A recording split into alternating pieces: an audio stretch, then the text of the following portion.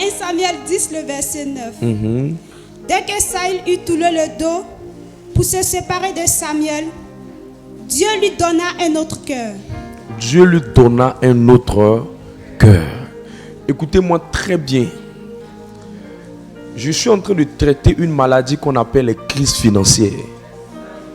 Quelqu'un qui n'a pas d'emploi, quelqu'un dont les affaires ne fleurissent pas, quelqu'un qui est dans des conditions de dette, quelqu'un qui est dans la suffisance, quelqu'un qui survit, ce qu'il est juste, quelqu'un qui est toujours en deçà de ce qu'il attend, quelqu'un qui est dans des conditions précaires, quelqu'un qui veut voir sa vie financière s'améliorer, quelqu'un qui est confronté à des luttes incessantes et des pressions incessantes dans ses finances.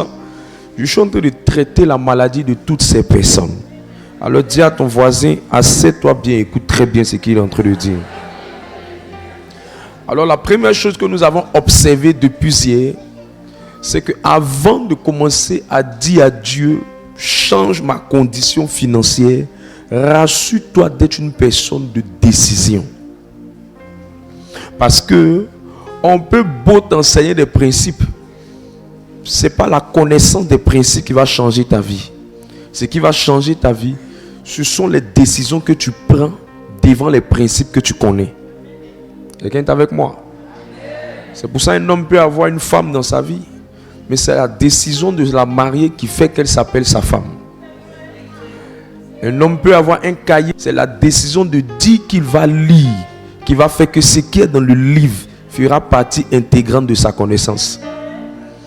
Donc tout ce qu'on doit te montrer, on doit se rassurer que tu es quelqu'un qui prend des décisions. Quelqu'un est avec moi? C'est pour ça qu'on a pris la peine de commencer par les décisions. Quelqu'un va dire, mais homme de Dieu, pourquoi tu ne commences pas à casser mes problèmes d'argent, mes problèmes de ceci? Dis à ton voisin, reste calme. Reste calme. Si tu es un homme de décision, il y a beaucoup de choses qui vont avancer. Et la décision est aussi appelée les résolutions. Et la Bible dit dans le livre de Job 22, verset 28, que à tes résolutions répondra le succès. Peu importe le domaine dans lequel tu veux avoir le succès, commence d'abord par prendre des décisions. Quelqu'un est avec moi? Et il dit, sur tes sentiers brillera la lumière. C'est-à-dire que la portion de lumière que vous avez est rattachée à la quantité de décisions que vous prenez. Parce que le cœur avec lequel on devient roi, ce n'est pas le cœur avec lequel il était villageois. Dis à ton voisin, avant de changer ta condition, Dieu doit changer ton cœur.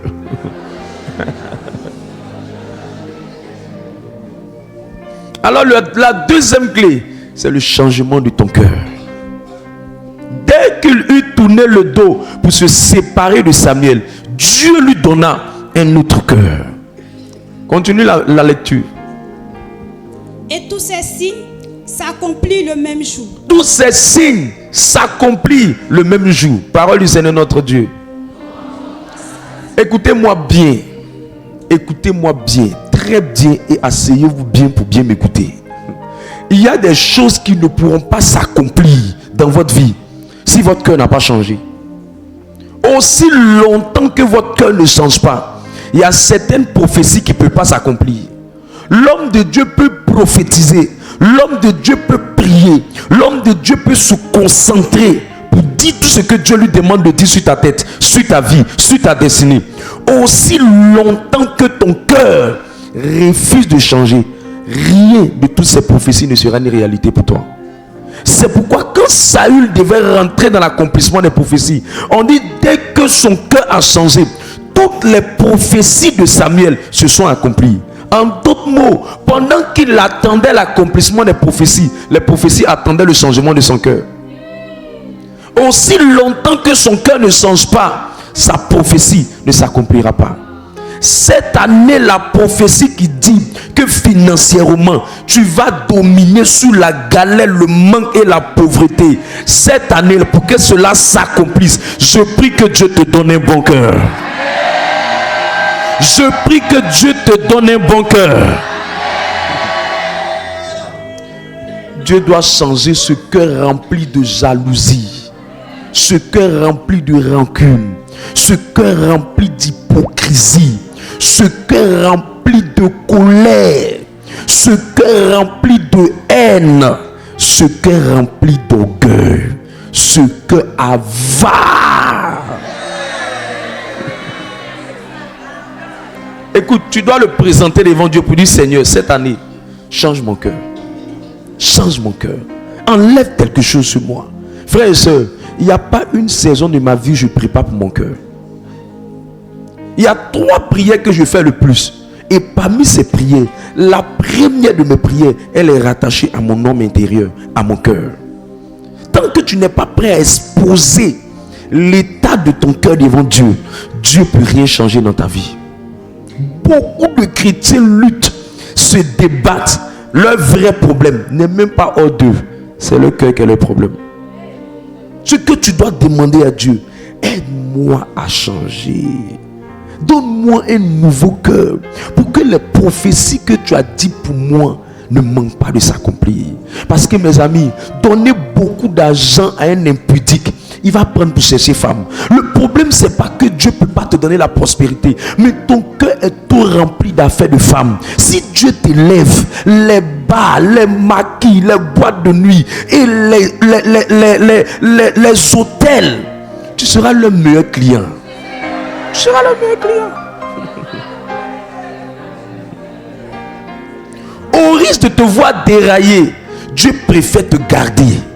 Au risque de te voir te perdre, Dieu préfère te maintenir dans une galère. Une galère qui ne dit pas son nom. Le problème, c'est que quand Dieu te dit de changer, tu trouves des excuses en disant: Dieu, c'est ma nature, je suis comme ça, je ne sais pas, c'est comme ça je suis. Qu'est-ce que j'ai fait de mauvais? C'est ma manière de faire, c'est comme ça. Tant que tu vas te dire que tu es comme ça, Dieu aussi va se dire qu'on ne peut rien faire. On ne commence pas à donner l'argent à quelqu'un qui n'a pas changé. Tous ceux qui ont eu une élévation sans changer leur intérieur, ils ont fini à avoir une élévation, une percée momentanée, comme une étoile filante. Elle apparaît pour un temps et elle disparaît. C'est pourquoi la plupart des faux succès, la plupart des fausses prospérités, elles ne durent que quelques jours. Et tu l'entends: hier c'était bien, hier c'était bien. Écoute ce que la Bible dit. Job, le chapitre 8-7. Job, le chapitre 8, le verset 7. Ton ancienne prospérité semblera peu de choses. Celle qui t'est réservée sera bien plus grande. Ça veut simplement dire, dans le plan parfait de Dieu, ce que tu as eu comme argent hier là, ça ne peut jamais dépasser ce que Dieu te réserve demain. En d'autres mots, tu ne peux pas dire que hier est toujours meilleur qu'aujourd'hui. Si hier est meilleur qu'aujourd'hui, tu as problème. Parce qu'il dit que ton ancienne prospérité sera peu de choses devant celle qui t'est réservée. Parce que celle qui t'est réservée sera bien plus grande. Notre Dieu est un Dieu qui nous fait aller de gloire en gloire. Notre Dieu est un Dieu qui nous fait aller de succès en succès. Dès l'instant où tu sens que Dieu est en train de te faire rétrécir, au lieu d'aller de plus en plus, tu vas de moins en moins. C'est un signe que ce qui a fait obstacle, c'est que quand Dieu a pesé ton cœur, il a vu que tu n'avais pas le niveau de la prospérité que tu avais. Parce que ton cœur n'était pas bon. Ton cœur n'était pas droit.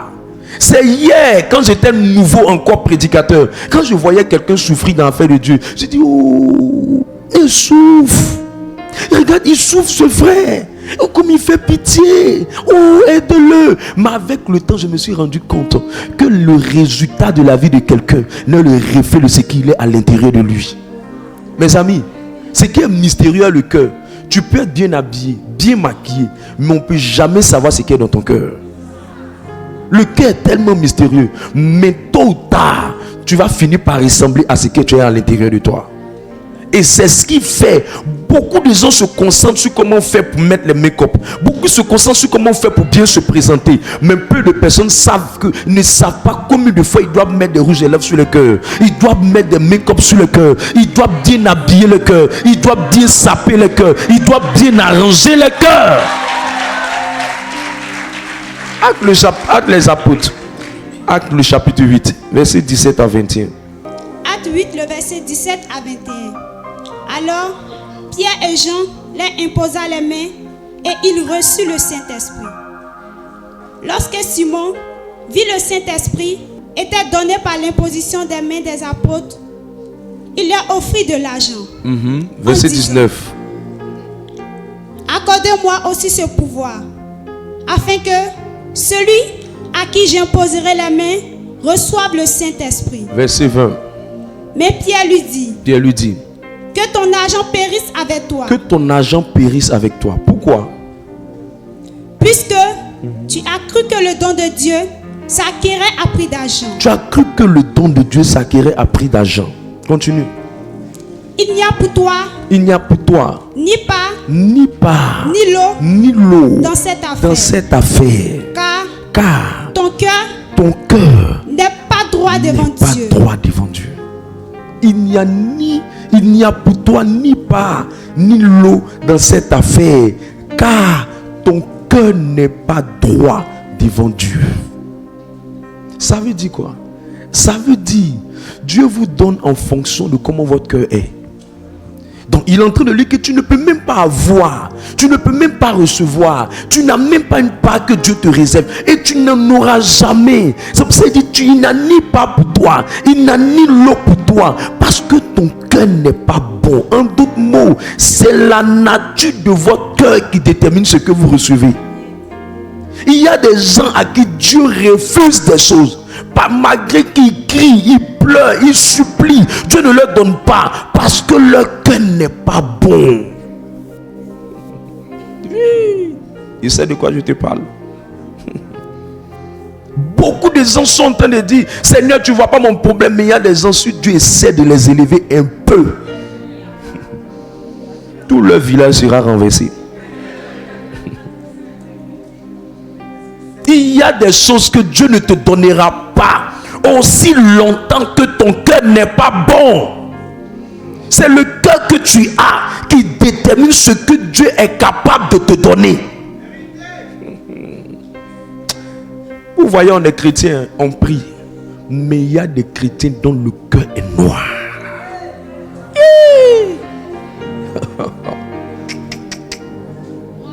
Vous voyez un chrétien qui prospère dans les temps difficiles. C'est un chrétien qui a pris la peine de dire à Dieu, traite mon cœur, travaille mon cœur, travaille mon cœur. Je prie que le Saint-Esprit vienne au travers de cette parole faire une chirurgie dans le cœur de quelqu'un. Faire une chirurgie dans le cœur de quelqu'un. Quand tu vois un succès phénoménal dans les affaires, dans le business, dans la vie professionnelle, généralement ce type de personne, j'ai un bon cœur. J'ai un bon cœur.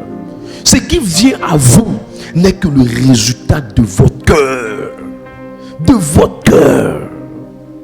J'ai rencontré une dame un jour. La dame m'expliquait combien de fois sa vie était compliquée, qu'elle voulait divorcer. J'étais dans la compassion pour cette femme. 1000 prières, jeûne à l'appui, tout ce qui est comme supplication. Un bon matin, Dieu m'a dit laisse un peu de temps avant que je exerce ta prière. Quand je me calmais, j'ai mis le sujet un peu au tiroir et j'ai dit au Seigneur, laisse-moi voir. Dieu m'a montré combien de fois le cœur de cette femme était le résultat des problèmes qu'elle avait dans son foyer. 2 années se sont succédées. Elle s'est fait son divorce, elle s'est remise dans une relation, dans un autre foyer. Le même scénario s'est produit, elle veut encore divorcer. Mes amis, si votre cœur ne change pas, ce qui vous arrivera ne changera pas. C'est pas les gens qui sont le problème. C'est le type de cœur que tu as qui attire les gens vers toi. Les problèmes que tu as souvent dans ta vie, avant de commencer à attaquer les démons, attaque ton cœur. Homme de Dieu, je ne comprends pas ma vie, je ne comprends pas ma vie. Les choses sont compliquées pour moi, les choses sont difficiles pour moi. Écoute, comprends ton cœur. Ton cœur est mauvais. Écoute-moi, une vie dure est le reflet d'une destinée dont le cœur est dur. Ton premier ennemi, c'est ton cœur. Ton blocage, c'est ton cœur. C'est ce qui est dans ton cœur qui te fatigue. Une soeur a fait sa dot. Elle était la deuxième de famille. La première a fait sa dot. Elle était dame de compagnie. Elle était présente à des dots. Pas dame de compagnie ou quoi. Elle était présente. La dot là l'a sauté. C'est tombé sur la dernière. Elle était au milieu. Les deux autres se sont mariés. Elle ne s'est pas mariée. Elle est venue. Elle pleure, homme de Dieu. Je ne sais pas pourquoi. Je dis, mais tu es la dame de compagnie des autres. Si c'est venu sur ton voisin, ça va venir chez toi. Elle dit, c'est même pas ça. J'avais voulu qu'après celle-là, ça vienne sur moi. Mais comme c'est pas venu sur moi, ça me fait mal. Je suis jaloux. Ça veut dire que celle même qu'il a pris comme sa dame de compagnie là, au fait, elle avait choisi sa sorcière auprès d'elle. Elle croyait aider sa soeur, mais sa soeur a un cœur noir. Voilà pourquoi ça l'a sauté. Quand quelqu'un a un bon cœur, il sait apprécier les victoires des autres. Il sait célébrer les bénédictions des autres. Il sait célébrer les affaires des autres. Il sait célébrer le témoignage des autres. Quand son frère témoigne, il témoigne. Mais quand quelqu'un est jaloux, quand son frère témoigne, il dit pourquoi c'est lui? C'est lui parce que c'est lui que Dieu a choisi. Attends ton tour. Attends ton tour. Jaloux là.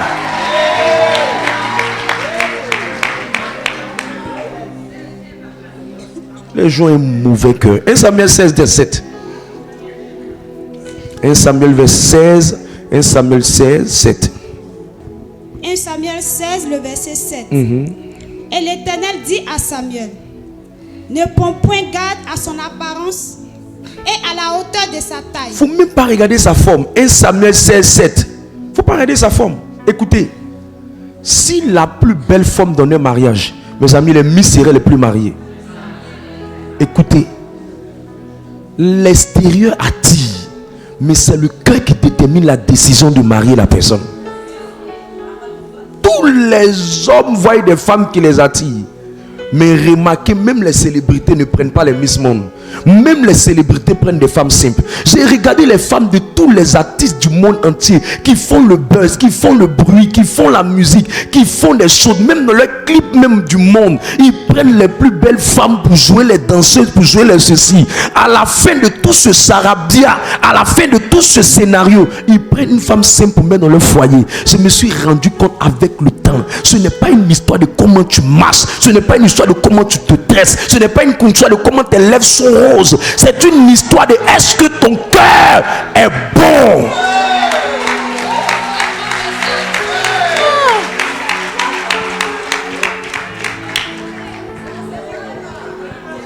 Ce que tu es le reflet de ce que ton cœur est. Si tu prends la décision de changer ton cœur, tu vas changer ta vie. Il dit ne prends pas garde à son apparence. Faut pas la regarder, hein, mon frère. Faut pas la regarder. Tu vois, elle marche bien comme ça, mais amuse-toi, mets-la dans ton foyer.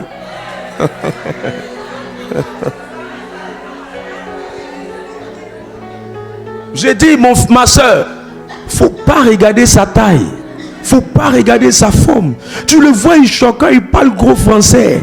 Mais tu n'as pas idée de combien de fois c'est un gars mauvais. Écoutez, je peux te dire quelque chose. C'est pourquoi dans le mariage, Dieu ne te donne pas toujours ce que tu demandes. Mais Dieu te donne ce qui est bon pour toi. Parce que Dieu connaît le contenu dans le contenant. Il connaît le cœur des gens.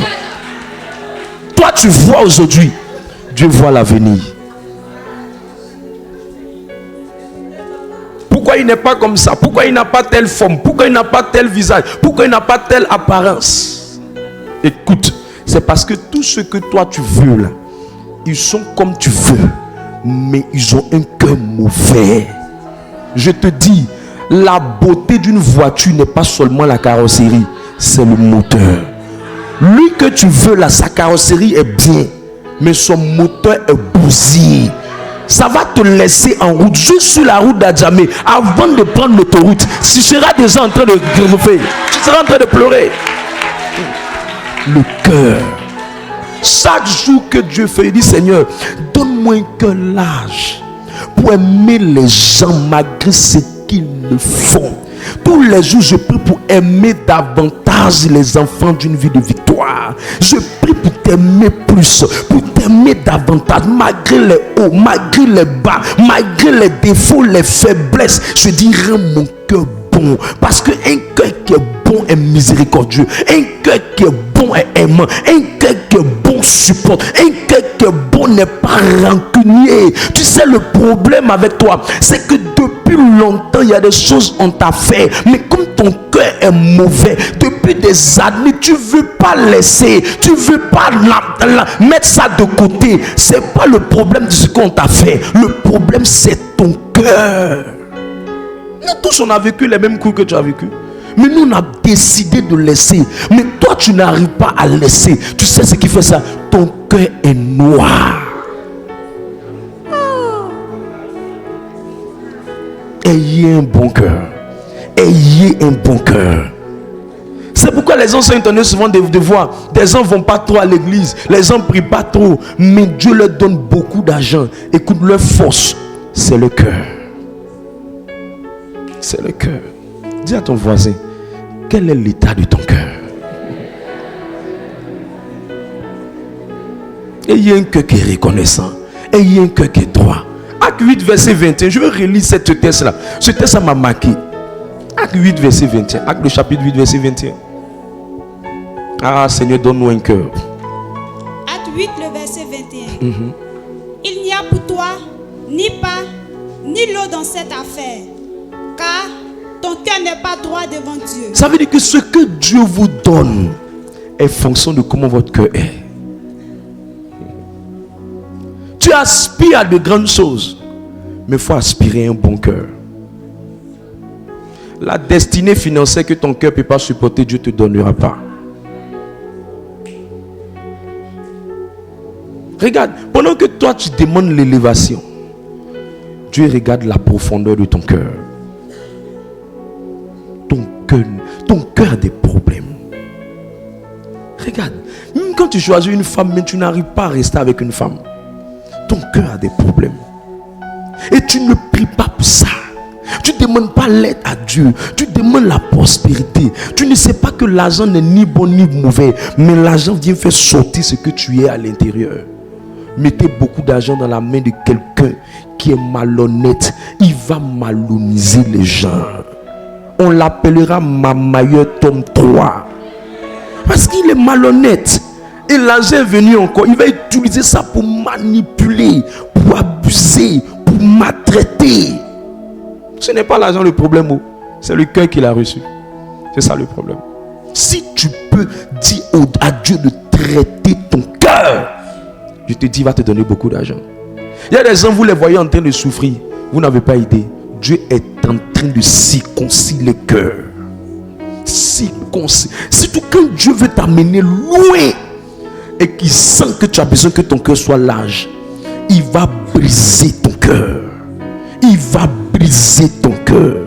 Pour qu'à un certain moment, il soit convaincu que ce cœur-là peut t'amener quelque part. Je prie pour toi. Que le Seigneur te donne un cœur qui est bon. Que le Seigneur te donne un cœur qui est bon. Que le Seigneur te donne un cœur qui est bon. On dit en ivoirien, ton fond n'est pas bon. C'est comme ça que les Ivoiriens disent, toi tu n'as pas bon fond. C'est-à-dire qu'il y a un peu de malice en toi. Un peu de malice en toi. Un peu de malice. Pas correct, tu n'es pas correct. Les gens t'attendent quelque part, tu fais ce que tu veux. Tu fais ce que tu veux. Tu travailles quelque part, tu ne prends pas le travail des gens au sérieux. Si on ne travaille pas sur ton cœur, on va gâter beaucoup de choses. J'ai vu des gens qui ont regretté d'aider des chrétiens. Parce que quand ils ont aidé le chrétien allait gâter leur nom quelque part. J'ai vu des gens qui étaient là bien. On le voyait calme. On ne savait pas que c'était son cœur qui faisait qu'il était calme. Il y a des gens, si tu prends écran, tu mets, et puis tu dis à Dieu, fais sortir ce qu'il y a dans son cœur. Tu vas dire, toi là, non, c'est ce qu'il y a dans ton cœur. Tu serais étonné. Touche ton voisin, il faut du pardon. Travaille sur ton cœur. 2025 là, travaille sur ton cœur. Il faut beaucoup prier pour ça. Il faut beaucoup prier pour ça. Je vais pousser. L'un des cœurs qui donne à Dieu de faire sortir les gens facilement des difficultés, c'est un cœur qui est donateur. Un cœur donateur. Un cœur qui donne. L'un des cœurs qui permet à Dieu de faire sortir les gens des batailles financières, des difficultés financières, des crises financières, des attaques financières, des humiliations financières, des pressions financières. Dieu prend quelqu'un puis le positionne facilement. C'est quelqu'un qui a un cœur donateur. Je vous dis la vérité.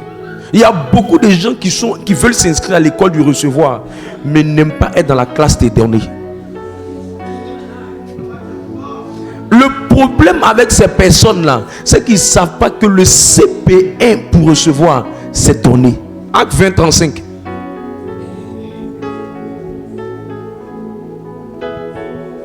Tu es avare comme le jus dans le cocoman.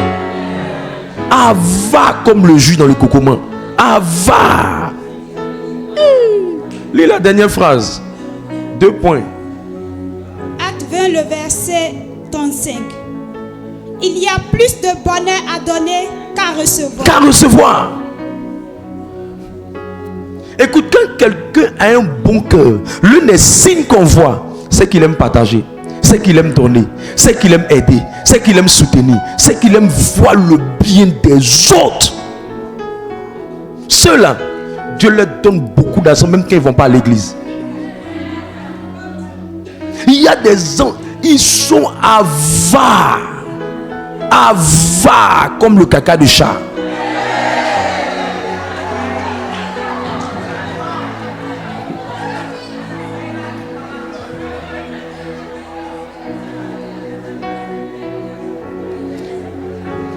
Écoute, c'est pas les démons qui te rendent pauvre, qui te maintiennent dans la condition dans laquelle tu es.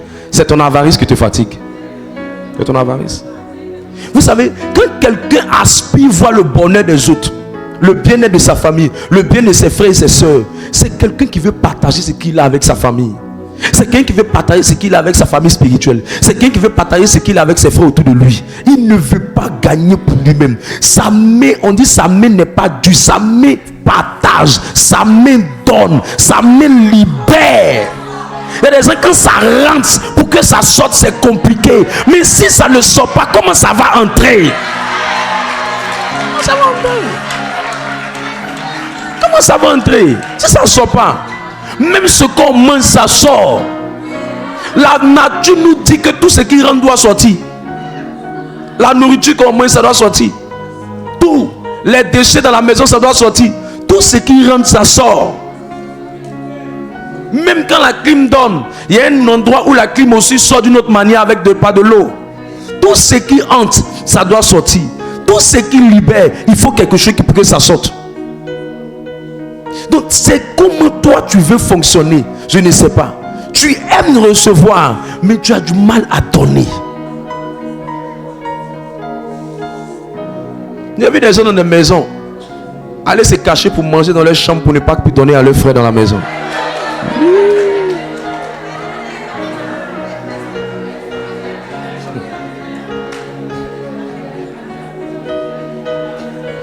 Mes amis, l'avarice est un péché. C'est pourquoi quand tu veux prospérer là, il faut aimer donner. Il faut aimer donner. Écoute, quand vous voyez quelqu'un, les gens qui se plaignent, non, on ne doit pas aider l'œuvre de Dieu, on ne doit pas aider. Je vous dis la vérité. Ce n'est pas le fait d'aider l'œuvre de Dieu qui est le problème. Lui-même, il est avare. J'ai compris avec le temps. J'ai compris avec le temps. On ne prie pas pour sortir de la stagnation financière. On ne prie pas pour que les crises financières s'arrêtent seulement. Pour que les crises financières s'arrêtent, Dieu doit voir que tu as un cœur qui est capable de donner. Parce que la Bible dit, quand Dieu veut te donner, il se rassure que tu vas aussi donner aux autres. J'ai vu des gens qui n'ont jamais voulu donner perdre des centaines de millions, qui n'avaient jamais voulu donner, parce qu'ils ne savaient pas que la nature est faite pour donner et recevoir, pour donner et recevoir. Et quand on leur demande tu as perdu comme ils ne peuvent pas dire. Pourquoi? Parce qu'ils ont dit aux gens qui n'avaient rien.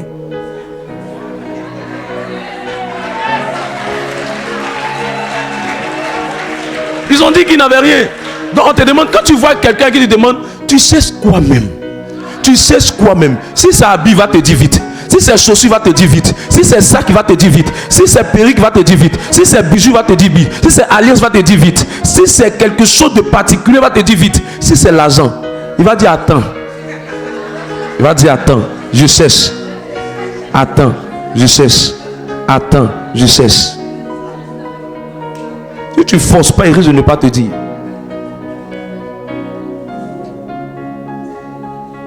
Il y avait un monsieur comme ça qu'on a attrapé un jour dans un bus.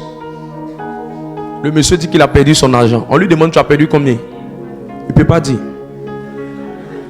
C'était les bus, ça continue toujours. Il y avait des bus qui prenaient de Adjefou, direct, bus articulé, direct. Ça t'amène directement à Djamé. Et puis on ne descend pas. Quand ça nous prend là, c'est chargé même. Tu es tellement collé qu'on est sardine dans bois de sardine. Poisson dans bois de sardine. Tu es collé même. Et on est collé nous tous. Et à un moment donné, on s'arrête. Nous tous, on sait que ce n'est pas normal qu'on s'arrête. Parce qu'il n'y a plus de place. On dit on veut attraper quelqu'un qui a quelque chose qui s'est passé. On fouille, on demande papa, tu as perdu comme il ne peut pas parler. Papa, tu as perdu comme il ne peut pas parler. Il pleure. Mais il ne peut pas parler. Il pleure. Il ne peut pas parler. C'était son salaire qui venait de partir. Quand on a checké dans le bus qu'on n'a rien trouvé, on s'est rendu compte qu'il avait perdu son salaire qui était environ près de 500 000 francs. Comment toi, un papa qui a 500 000 francs, tu luttes le bus avec nous de...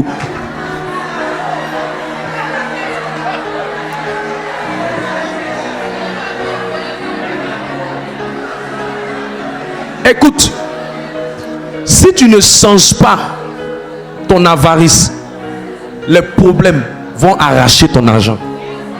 Et les problèmes ont arraché son argent. À un moment donné, il faut être quelqu'un qui libère. Si tu veux que ça rentre. Dieu n'est pas méchant. La Bible dit que Dieu a tellement aimé le monde qu'il a fait quoi? Qu'il a donné. La création a commencé par donner. Dieu lui-même a dit, Dieu créa le ciel et la terre. Dieu lui-même a commencé par donner. Il nous a donné le jardin d'Éden en mettant Adam à l'intérieur. Tout ce qu'on fait dans la vie, c'est le principe du donner et du recevoir.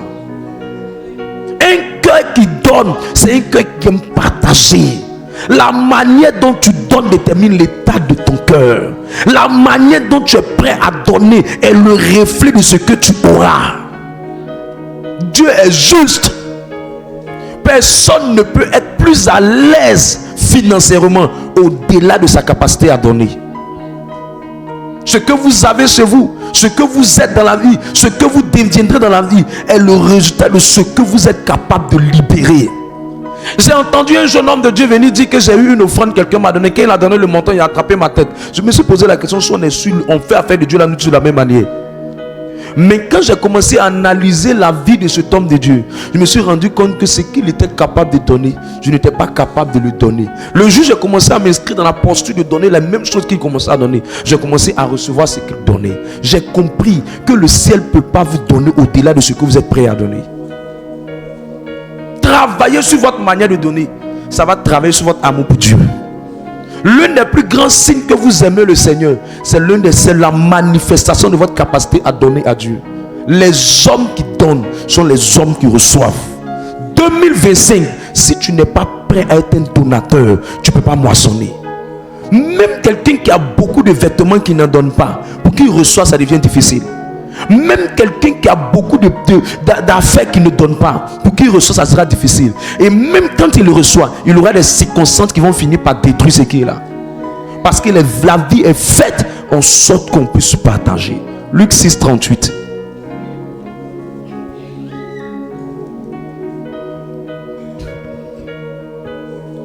Luc 6, le verset 38. Donnez et il vous sera donné.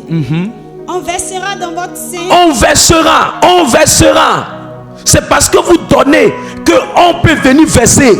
On a mis pour qui? Les hommes, les aides, les amis, les connaissances, les parents, la famille, les relations, les frères en Christ. On a mis pour eux. On versera dans votre sein une bonne mesure. Serrée, secouée et qui déborde. Continue. Car on vous mesurera avec la mesure dont vous vous serez servi. J'ai vu quelqu'un qui a vu un monsieur passer avec une très belle voiture pour la crier. Pour lui est bien. Et puis dans mon cœur, le Saint-Esprit m'a dit, ce qu'il a investi dans la vie est le reflet de dans ce dans quoi il est en ce moment. La vie ne peut pas vous donner par magie. Les choses ne peuvent pas venir par magie. Hier, on était dans la classe des personnes qui pensaient qu'il y avait des gens qui étaient les uns et il y avait les gens qui étaient les autres. J'ai compris. C'est pour ça que j'ai commencé par les résolutions. Si tu ne prends pas de décision pour dire mon cœur va être un cœur de donateur, tu trouveras 1000 raisons de ne jamais donner. 1000 raisons de ne jamais donner. C'est comme quand on était à l'école. Tu manges ton pain juste quand tu vas trouver la dernière personne. Et la personne qui te croise là, lorsque la récréation est en train de finir, il te reste le petit bout de ton pain. Et puis la personne vient te dire, je veux manger sur le pain. Quand tu es mauvais, l'une des choses que tu fais, même pas qu'il puisse manger, tu régales le pain. Et puis souvent tu craches dedans. Et puis tu manges. Écoute, quand tu ne veux pas donner, tu vas tout trouver pour ne pas donner. Mais quand tu dis tu veux donner, tu ne trouveras pas des excuses. Si souvent on ne crache pas dedans, on va dire mais c'est tout ce qui me restait. Et on avait l'expression disant maintenant où la partie est bien doux là, c'est maintenant que tu vas venir vers moi. Non, je ne peux pas te donner. Je ne peux pas te donner. Quand tu ne veux pas donner, tu trouveras des raisons. J'ai ceci, j'ai cela, j'ai ceci. Nous tous dans notre poche là, personne n'a prévu une banque pour aider les gens comme ça. C'est le choix de donner qui détermine la manifestation de combien de fois on veut aider les personnes autour de nous. Tu as un problème à donner, tu auras un problème à recevoir. Montre-moi un cœur ingrat, je vais vous montrer un cœur qui n'aime pas donner. Parce que ce que vous donnez est le reflet de combien de fois vous êtes ingrat ou combien de fois vous êtes reconnaissant. Les gens reconnaissants savent donner, savent dire merci et savent aussi donner. Les gens qui sont ingrats n'arrivent pas à donner, mais ils sont toujours pressés qu'on leur vienne toujours en aide. Ils sont dans la position des personnes que personne n'aide, mais jamais quand eux ils se mettent dans la position des personnes qui doivent aider. Écoute-moi, même dans la position dans laquelle tu es, ce que tu as que tu n'appelles rien, il y a quelqu'un qui n'a pas. Donc quand tu dis non, j'ai petit et que je ne peux pas donner, c'est parce qu'au fait tu es ingrat, tu es méchant. Sinon, pour le niveau où tu es, il y a quelqu'un que tu peux aider. Galates 6, 7.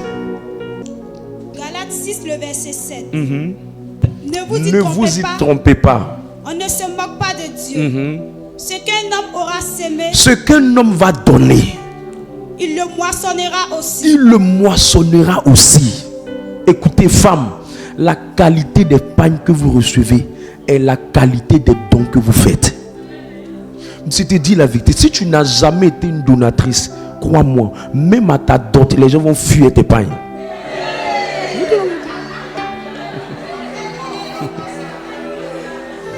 Ce qu'un homme aura sémé, c'est ce qui sera en train de moissonner. C'est ce qui sera en train de moissonner. Moi, j'ai décidé que je vais s'aimer de grandes choses. J'ai décidé que je vais donner de grosses offrandes. J'ai décidé que je ferai des dons de voitures.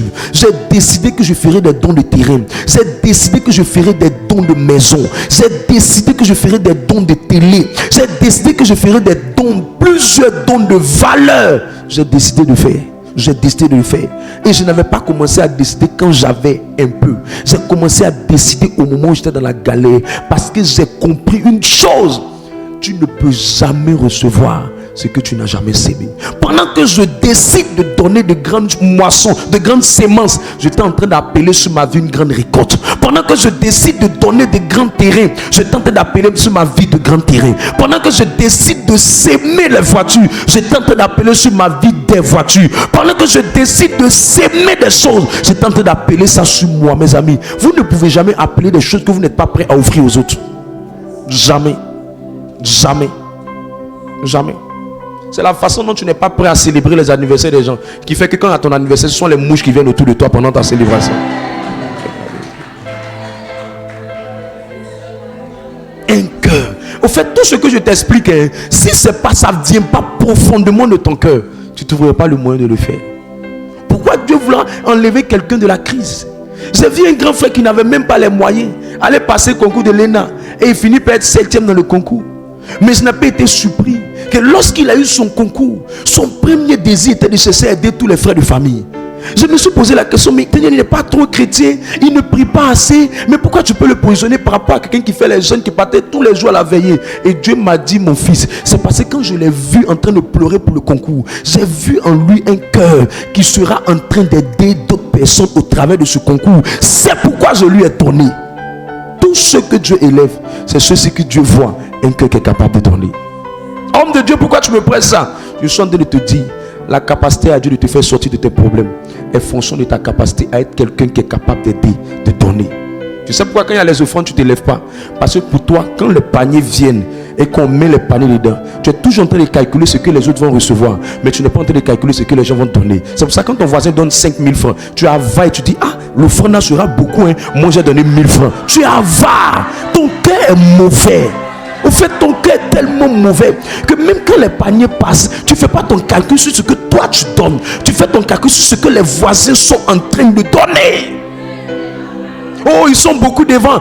Alors que le Saint-Esprit te demande de te lever. Mais comme tu n'as pas un cœur de donateur, tu dis je ne peux pas me lever pour me mettre aussi devant. Parce que j'ai vu beaucoup de personnes devant. Ça te fait mal. Pourquoi est-ce que cette communauté va avoir beaucoup? Alors que souvent même beaucoup de personnes que tu vois, c'est peu d'offrandes qu'ils vont donner. Peut-être que c'est ton offrande que Dieu a demandé de venir, qu'elle est ajoutée pour que du 1000 ça passe au million, pour que de 50 ça passe au 100, pour que de 75 ça passe à 75, à 100. Mais comme tu as un cœur qui est mauvais, tu as un problème avec ça. Tu as un problème avec ça. Ça te fait mal. Tous ceux que vous voyez dans les groupes, les fraternités, les ministères, les départements qui se plaignent, non, les gens on les poursuit pour donner. Je te dis la vérité, ce sont les gens les plus à bas. Allez regarder leurs chaussures, allez regarder leurs habits, allez regarder leurs apparences. Vous allez vous rendre compte que c'est le reflet de combien de fois ils sont avant. Le ciel est prêt à leur donner, mais le ciel a du mal à leur donner parce qu'ils n'aiment pas donner. Pourquoi on va donner? Quand ils voient qu'on donne quelque part, ils ont l'impression que celui qui encaisse, c'est lui qui va prendre. Pourquoi ton cœur est comme ça? Dis à ton voisin, pourquoi ton cœur est comme ça? Tu ne sais pas que les hommes qui sont les plus galéreux sont les comptables, les caissiers. C'est pas parce que quelqu'un encaisse que ça veut dire que c'est pour lui l'argent. Mais ça te fait mal. Ça te fait mal. C'est pour ça dans les familles, ceux qui encaissent, on les tue. 2 Corinthiens 9, verset 10.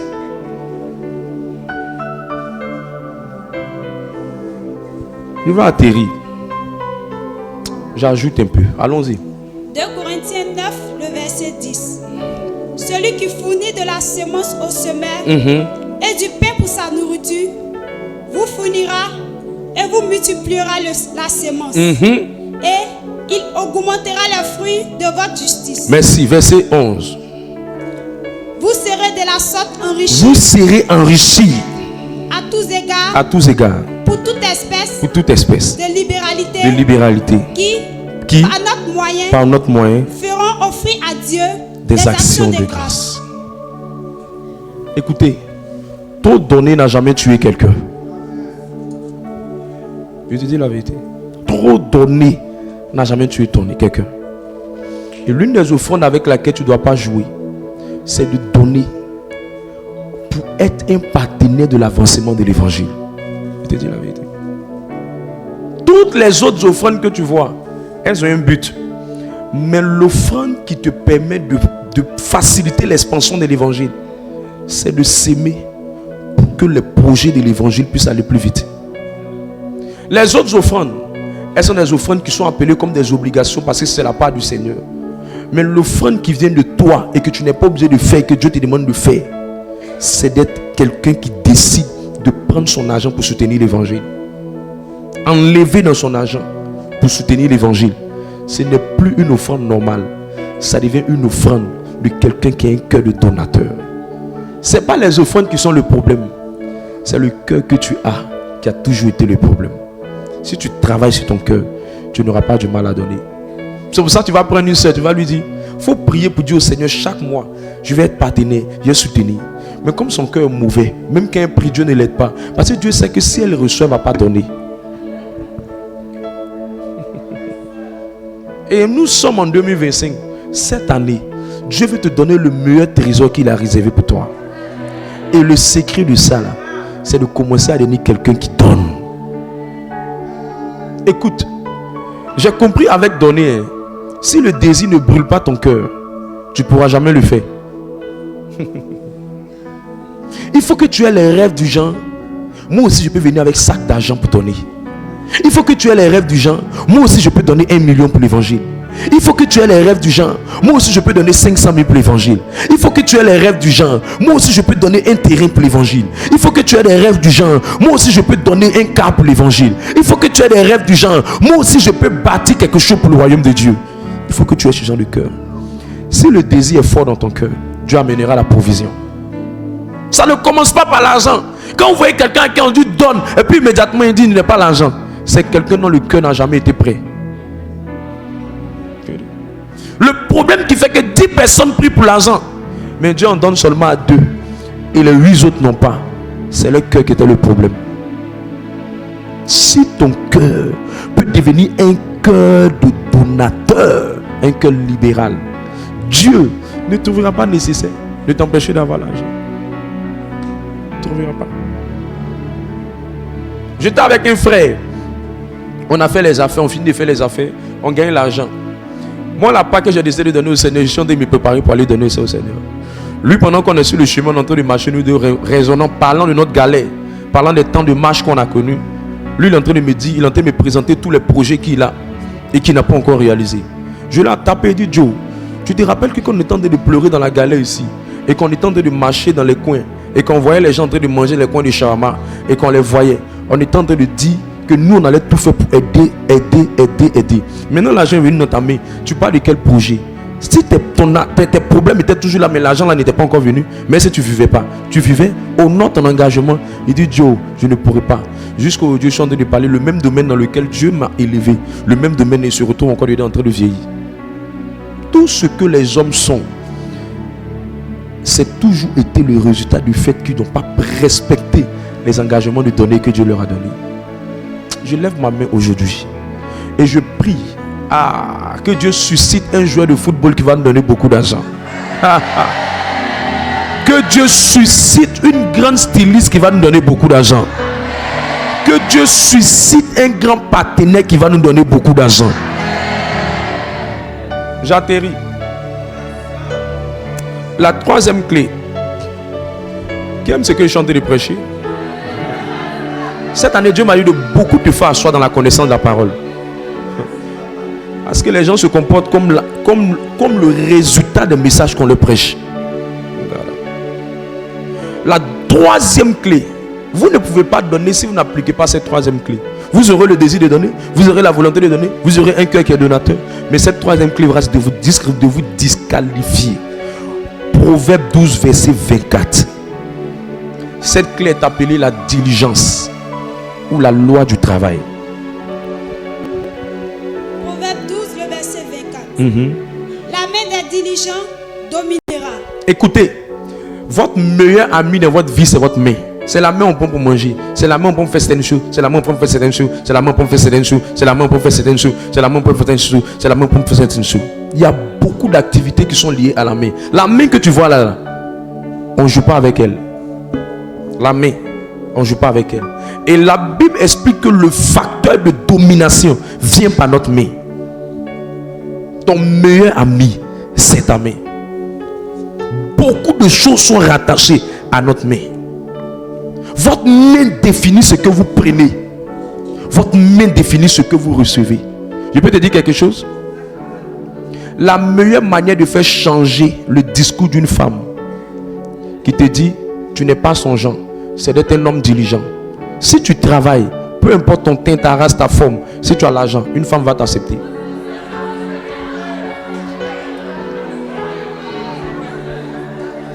Écoutez, Joseph n'était pas extraordinaire. Il était majordome. Mais tellement qu'il était bosseur, travailleur.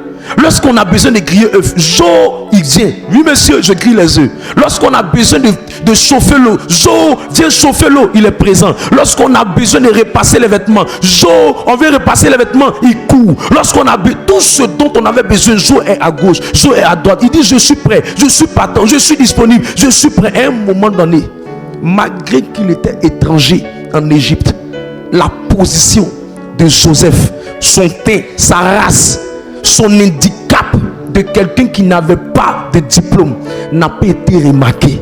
La femme du boss est tombée amoureuse de lui. Je te dis, Si ton travail peut te donner l'abondance, aucune femme ne te refusera son cœur. Mazodome, une femme d'un homme puissant qui est à côté de Pharaon, qu'on appelle Potiphar, elle dit elle veut coucher avec lui.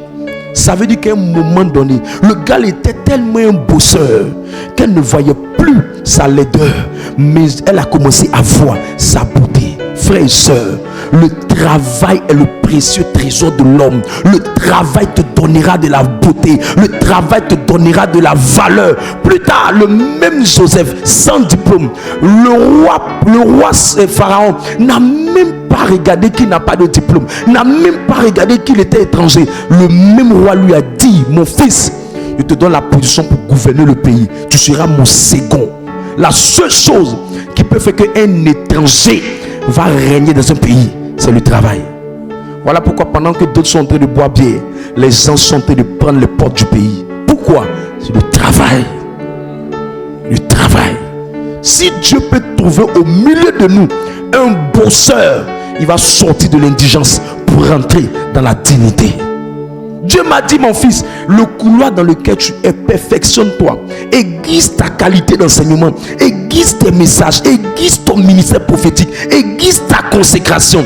Je te ferai naviguer avec les grands. Frères et sœurs, je serai un bon matin, tu vas voir le modérateur Yves Roland Coiblanc en train d'être interviewé à une télévision.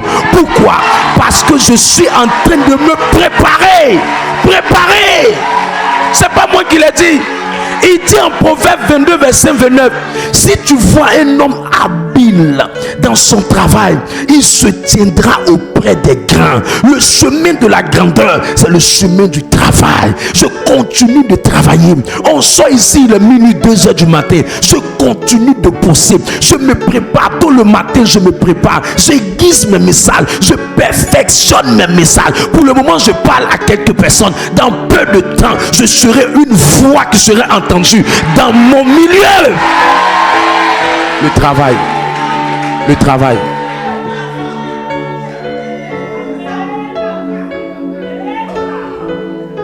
Regardez un homme travailleur, vous pouvez prédire son futur.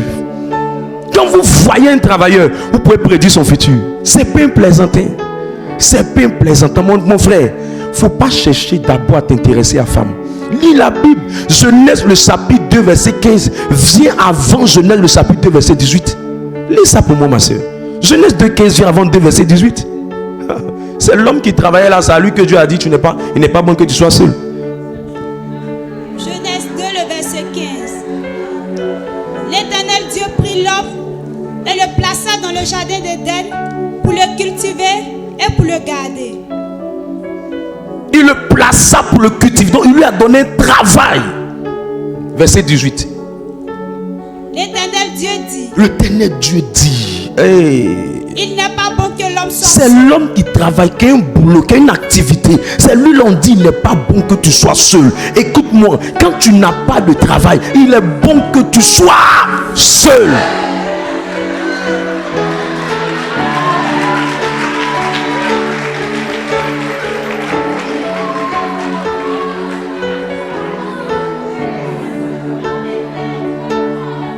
Écoutez, l'amour est intéressant quand les moyens sont là. Tu veux connaître le chemin pour faire fuir l'amour? Emprunte la voie de la galère.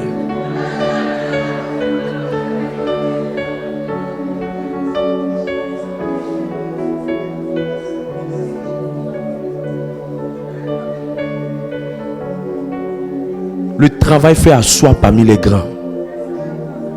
Ne plaisantez pas avec votre travail. Ne plaisantez pas avec votre travail. 5 définitions bibliques du travail. Pour que tu comprennes combien de fois Dieu veut que tu aies le travail. 5 définitions.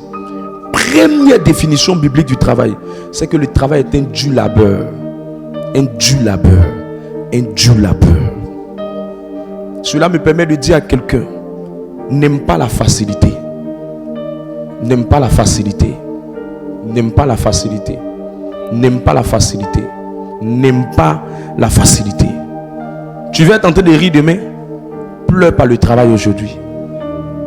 Hier, je faisais la réunion avec les bergers. Je leur disais, si nous ne pleurons pas aujourd'hui pour le travail, demain on ne sera pas entré à l'abri de beaucoup de choses.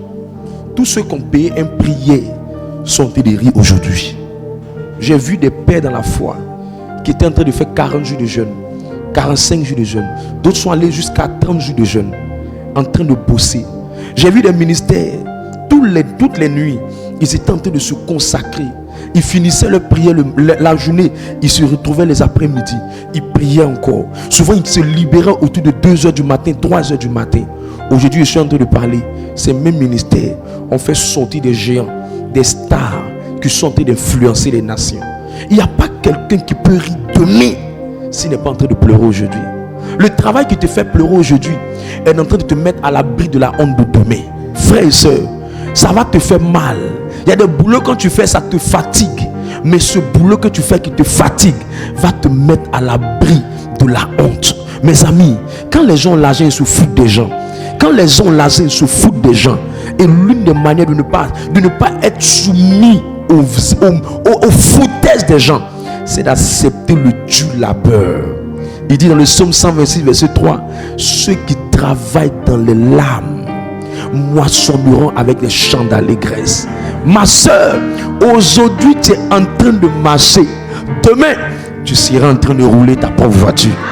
Mon frère, aujourd'hui tu es en train de te débrouiller. On t'appelle débrouillard. Demain, tu seras en train d'être dans la Range Rover climatisée. Le présent de quelqu'un n'est pas l'avenir de la personne. Pas toi dans le travail que tu fais. Prends le travail que tu fais à cœur. Sacrifie-toi dans le travail. Quelque chose de grand va s'inscrire pour toi demain.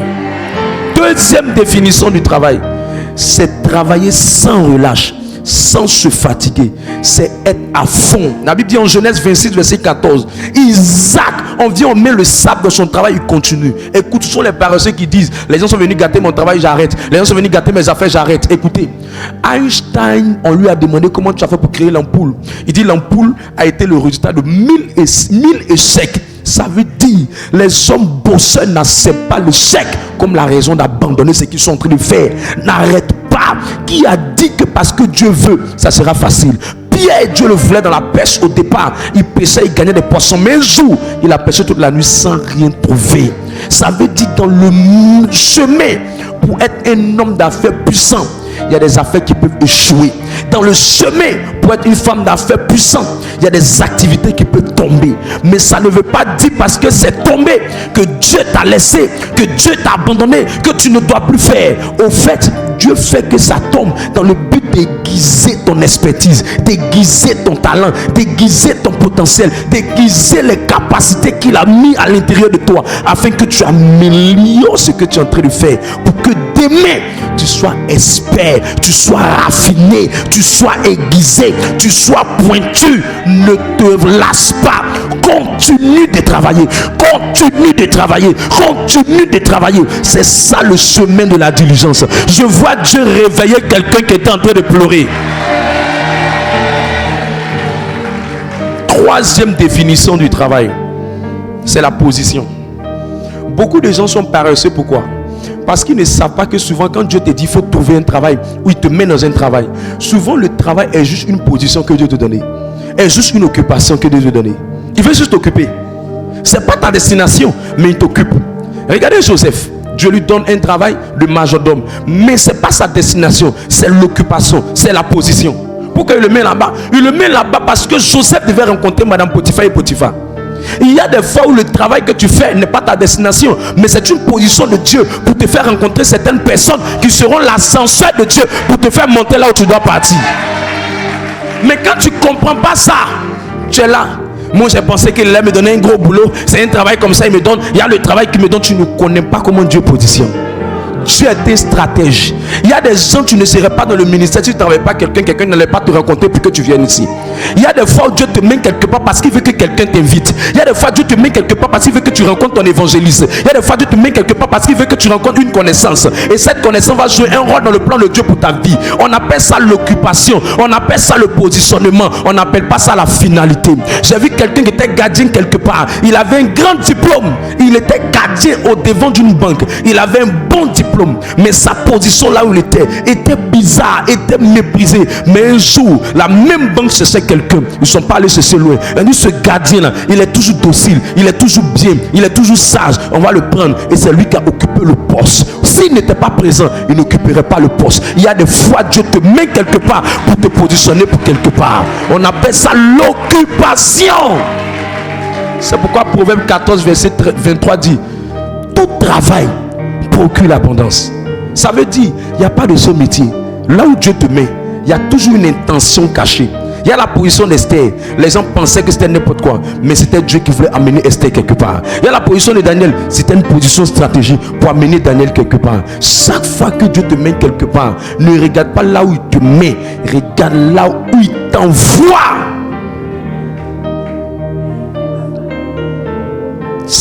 4e définition, ce sont les œuvres. Il dit: mon père travaille, moi aussi je travaille. L'une des choses qui fait que beaucoup de personnes arrêtent de travailler ou ils ne sont pas diligents dans leur travail, c'est qu'ils ne voient pas les résultats. Ils ne savent pas que souvent Dieu apprécie ton travail sur la base des résultats qu'il veut te faire prendre. Il veut que ta vie avance, parce qu'il sait que si tu es à la maison, ta vie n'avancera pas. Il veut que ta vie avance. Écoutez, quelqu'un qui est couché à la maison puis quelqu'un qui est au travail, celui qui est à la maison n'est pas mieux que celui qui est en train de faire quelque chose. Tu es là où tu es parti à la maison?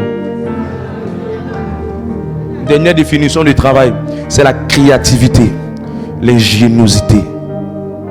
Lorsqu'on parle de travail, on parle de ce que tu fais de façon créative, de façon ingénieuse. L'invention, la création, le commerce, la vente, tout ça, ce sont les choses que Dieu veut te voir faire pour avoir un résultat meilleur dans ce que tu fais. 2 clés pour que ton travail soit béni. Il faut que tu mettes Dieu au devant de ton travail. Si Dieu n'est pas le commencement de ton travail, tu as perdu le temps. Si Dieu n'est pas la fondation de ton travail, tu as perdu le temps. Tu as perdu le temps. Parce que ce n'est pas parce que tes muscles sont montés par le travail que ta destinée va monter. Non. Le travail n'est pas simplement comme la semoule pour te faire aller quelque part. Non.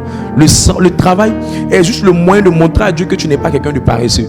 Mais en dehors de ça, il faut ajouter et additionner à ça la bénédiction. Et comment on bénit un travail? On met Dieu en première position. C'est pas parce que le travail t'occupe que tu n'auras plus de relation avec le Seigneur. C'est pas parce que le travail t'occupe que tu n'auras plus de vie de prière. C'est pas parce que le travail t'occupe que tu n'auras plus de communion avec Dieu. Comment faire pour que Dieu soit dans le travail? La première clé, c'est la prémisse. La deuxième clé, c'est la dîme. La meilleure manière de dire à Dieu: prends contrôle de mon travail, c'est pas de t'élever pour dire: Seigneur, voici mon travail, il faut bénir mon travail. Non, ça sont les nouveaux chrétiens qui font ça. Et les chrétiens qui ne sont pas enseignés. Dieu bénit le travail sur la base de quoi? Sur la base de 2 choses: la prémisse et la dîme. 2 écritures pour te confirmer ce que je suis en train de dire. Psaume 127. Psaume 127. Psaume 127. Verset 1 à 2. Lis ça rapidement. Psaume 127. Je suis en train d'atterrir totalement. Si l'Éternel ne bâtit la maison, si l'Éternel ne bâtit la maison, ceux qui la bâtissent travaillent en vain. Ceux qui la bâtissent travaillent en vain. La première partie, il parle de quoi? Il parle de la construction. Il parle de la construction, de quelque chose qui doit être élevé. Deuxième chose. Si l'Éternel ne garde la ville, celui qui la garde veille en vain. La deuxième partie, il parle de la protection. Ça veut dire que dans si l'Éternel ne bâtit, Dieu est en train de parler de construire, d'élever un bâtiment, de la fondation du bâtiment. Mais la deuxième partie, Dieu parle de la protection. Ça veut dire qu'il y a 2 choses qu'un homme a besoin pour que son travail soit meilleur. Il y a 2 choses qu'un homme a besoin pour que sa condition financière soit meilleure. La première, il a besoin que Dieu soit la fondation pour bâtir avec lui. La deuxième chose, il a besoin que Dieu soit le protecteur pour avancer avec lui. Donc ça veut dire que si quelqu'un, tu vois, ses affaires ne marchent pas, c'est que soit il y a des choses qui viennent détruire, il y a des choses qui viennent ronger. Ça veut dire absence de protection. Si tu vois quelqu'un, ses affaires sont montées et après c'est descendu, ça veut dire soit la fondation, Dieu n'était pas au commencement avec lui. Et pour bénéficier quand tu ne bénéficies de ces 2 choses, qu'est-ce qui se passe? Verset 2.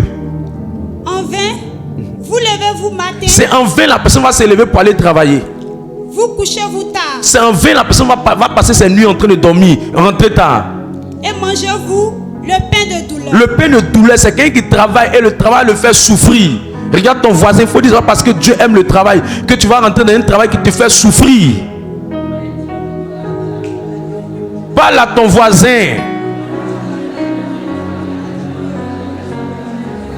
Un travail qui fait que tu ne dors pas, tu n'as pas le temps pour tes enfants, tu n'as pas le temps pour toi, mais tu n'as pas le temps pour toi-même, tu n'as pas le temps pour ta vie spirituelle. Un travail qui te déconnecte de tout et du tout.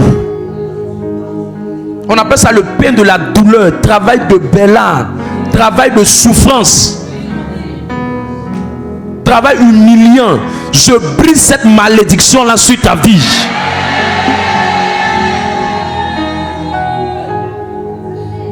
Il dit quand tu as ces deux trucs là qui sont pas bien, tu vas te lever tôt le matin, tu vas manger tard la nuit, tout ça là gratuitement, cadeau, sans avenir dedans, pour que tu bénéficies de la main de Dieu. Ces deux choses, la prémisse, la dîme, ces deux là doivent s'asseoir dans ta vie. L'alliance de victoire et la prémisse. Dieu doit être le premier de ton travail. Et Dieu doit être la fondation par la prémisse de ton travail. Et Dieu doit protéger ton travail. Parce que nous appelons la dîme. Que Dieu t'accorde sa grâce. Que ton travail soit béni. Que sa main soit sur ta vie. Que ton histoire ne soit plus jamais la même histoire. Que tes finances entrent dans un autre niveau. Que la main de l'Éternel se pose sur tes finances. Je vois Dieu donner à quelqu'un une nouvelle dimension pour cette saison. Je vois Dieu donner à quelqu'un ici qui est dans cette salle de mettre une vie correcte, une vie qui est bâtie sur un cœur nouveau. Un cœur nouveau. Un cœur nouveau. Hier, la pierre que les bâtisseurs ont rejetée, aujourd'hui elle sera la principale. Je ne dis pas qu'elle sera demain. Je dis aujourd'hui elle sera la principale. Hier, celle qu'on voyait qui est en train de marcher dans le quartier, le magnifique 4 fini, Dieu te donne un travail avec un véhicule qui va avec ça. Hier, celui qu'on appelait le rienneux, c'est lui-là qu'on appelle l'homme de position. Le travail te distingue, le travail te repositionne. Je vois quelqu'un dans cette salle qui n'avait pas d'activité. Au sorti de ces 3 jours, si je suis un homme de Dieu consacré, oint et aimant Jésus, que l'onction du travail là descende sur toi. Je relâche les vertus du travail sur toi. Celui qui me dit un amen, c'est pour lui que ça descend. Je vois le ciel s'ouvrir sur la tête de plusieurs. Et je vois le ciel, pendant que le ciel est en train de s'ouvrir, je vois des gens qui ne vont pas transpirer pour chercher travail. Ils vont déposer les dossiers, ils vont faire ce qu'ils doivent faire, humainement parlant. Ils vont postuler, ils vont se déplacer. Mais je vois Dieu leur donner un travail qui dépasse leurs capacités. Là où ton diplôme s'est arrêté, la faveur de Dieu va prendre le relais. Tu me dis amen, ça descend sur toi. Ah, Maïka Labradou Shabalanana. Je vois quelqu'un qui est dans cette salle, des affaires qui étaient en train de stagner. Je vois Dieu poser la main sur cette affaire et je prophétise que cette affaire va bouger. Je prophétise que cette affaire va avancer. La grâce de Dieu descend, la faveur de Dieu descend, l'huile de Dieu descend, la main de Dieu descend. Tout ce qui faisait qu'un moment tu revenais derrière, cela est brisé par le sang de Jésus-Christ. Tu ne seras pas en train de suer la honte dans le travail. Personne ne pourra te dire de quitter un travail. Je vois Dieu mettre la stabilité sur quelqu'un. C'est toi qui partiras, me dit Dieu. Mais personne ne te fera quitter un travail. Écoutez, Dieu m'a dit aujourd'hui l'après-midi, il m'a dit il y a beaucoup de personnes. Commando, soyez un peu partout.